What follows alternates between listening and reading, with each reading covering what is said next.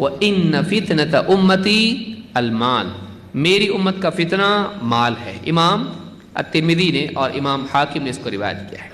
اس بارے میں ہم کو ہوش میں آنا چاہیے کہ اس مال کے چکر میں کہیں ایسا نہ ہو جائے کہ ہم اعمال کو برباد کر دیں، اس مال کی لالچ میں کہیں ایسا نہ ہو جائے کہ ہم دنیا کے چکر میں آخرت کو بھول جائیں، دنیا کی لذتوں کے پانے کے چکر میں ہم عبادت کی لذت سے محروم ہو جائیں۔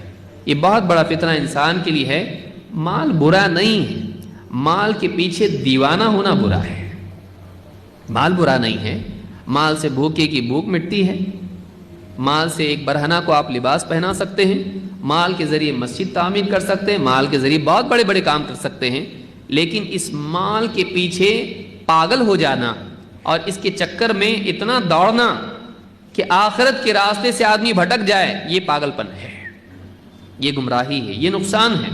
لہذا انسان کو مال حلال طریقے سے کمانا چاہیے اور خیر کے کاموں میں خرچ کرنا چاہیے، اور مال کو اپنی تجوری میں جگہ دینا چاہیے، دل میں نہیں، اور سر پہ نہیں بٹھانا چاہیے کہ آدمی بالکل اس کی کروٹیں مال کے چکر میں بدلتی رہیں کہ کیسے میرا مال بڑھتا رہے۔ یہ زندگی کا مقصد نہیں ہے، مال زندگی کا مقصد نہیں ہے، مال زندگی کی ضرورت ہے، وہ مقصد نہیں ہے۔ لیکن بہت سارے لوگوں کا مقصد کیا ہوتا ہے؟ میرا مال بڑھے، یہی زندگی کا مقصد بن جاتا ہے۔ اور اکثر ایسے لوگ اپنے بعد بڑی جائیداد چھوڑ کے جاتے ہیں، ساتھ میں کچھ بھی لے کے نہیں جاتے ہیں۔ کیا فائدہ ہے؟